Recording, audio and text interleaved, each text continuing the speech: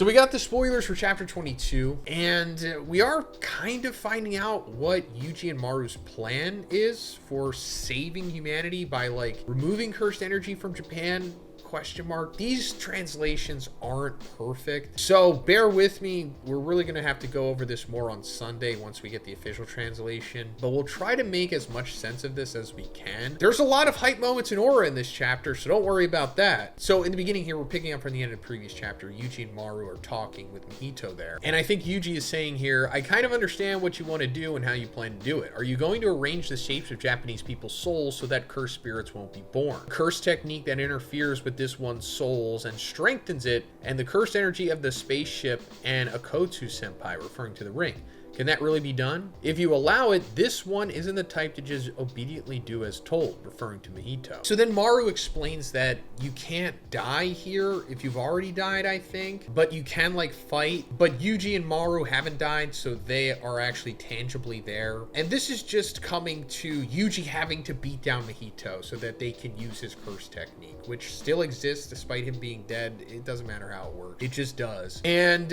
we get this really cool sequence where Yuji fights against Mahito again, and Mahito goes instantly into his domain expansion, and it seems like he's going to kill Yuji, but then Yuji just no-sells it, and he just does like dismantle to him, like thousands of dismantles, and he just breaks his domain with like thousands of dismantles, and then he cuts Mahito into like a bunch of pieces as well. Like the art in this sequence is really cool. Like you guys are gonna love this. And Mahito's just of course defeated in this sequence, but he's not dead. He's kind of just like a slice of his head, and then Maru takes it and turns him into like a voodoo doll. So then he has like everything he needs to go along with his plan. He has like Mull that they had in the ship. He has the Mahito doll, which represents idol transfiguration. He has Rika's ring, and then he has Tsukumo's book. Then they go on to say, cursed spirits are formed when cursed energy that leaks from humans accumulates like sentiment and takes shape. And this phenomenon almost takes place only in Japan. So in order to create a world where cursed spirits are no longer born, there are only two options: eliminate cursed energy from Japanese people, turn Japanese people into sorcerers. As for option 2, the logic is that sorcerers' cursed energy circulates properly within their own body, and it's because it is actively expended through the use of techniques and the like. The amount that leaks out is drastically reduced, correct? Yeah. Does this include the contents of Yuki-san's notebook? That's convenient. We proceed with option 1, removing cursed energy from both the Japanese and the Sumerian people. That's correct, right? Cursed spirits aren't born from the Sumerian people anyway.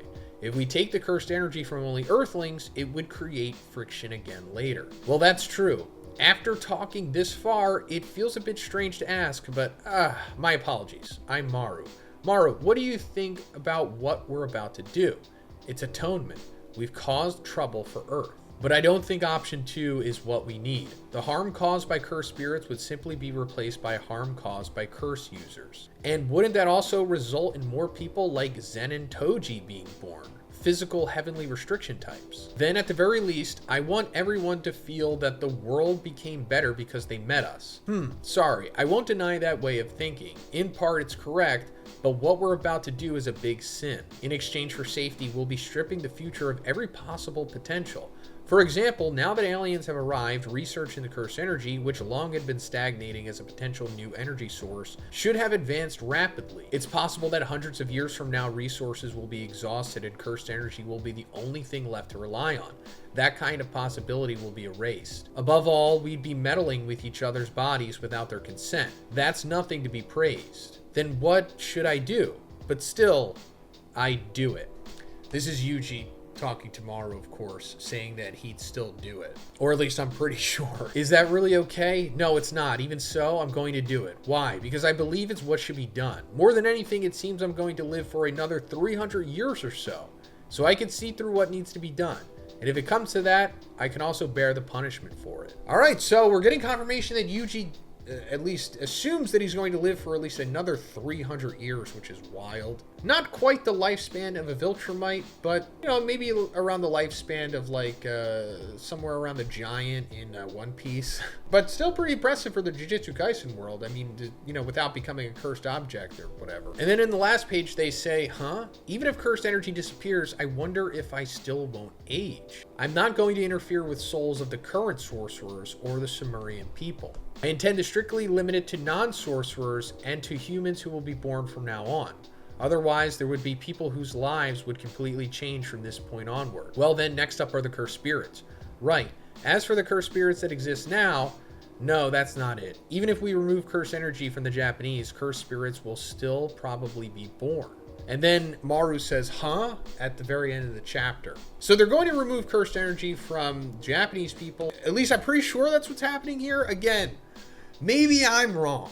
And if you're angry, that's fine. Let me know in the comments. But again, we'll be able to make way more sense of this on Sunday, because it's hard to go off of these tweets and the translations and stuff like that. So just, you know, cut me some slack. Bear with me. From what I'm gathering here, it seems like they're going to go with option 1 of removing cursed energy from the Japanese people, which maybe could create more Tojis. Maybe that's not even an issue right now. But then also they're not going to touch current sorcerers. So current sorcerers are going to stay the same, which I guess everything would essentially stay the same, except these sorcerers wouldn't have to deal with cursed spirits anymore. Or at least new cursed spirits being born. They would just kill all of the existing ones. Then he says at the end of the chapter, even if we remove cursed energy from the Japanese, cursed spirits will still probably be born. So what he's possibly talking about here is like how there are people in the world outside of Japan that can produce cursed energy to some extent. I mean, like we've been talking about, Miguel is a straight up sorcerer.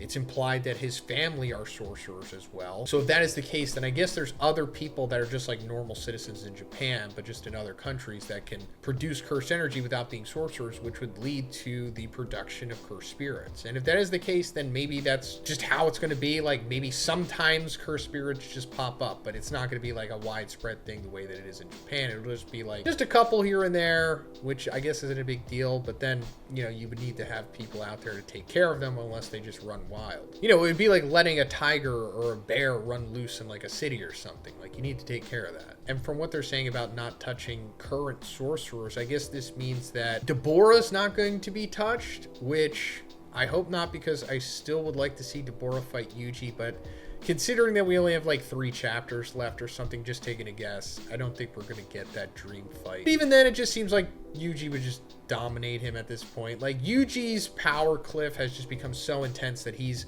essentially Saitama-fied this series. And it doesn't even seem like someone as beastly as Deborah can even hold a candle to him. I guess we'll get more into their ultimate plan in the next chapter.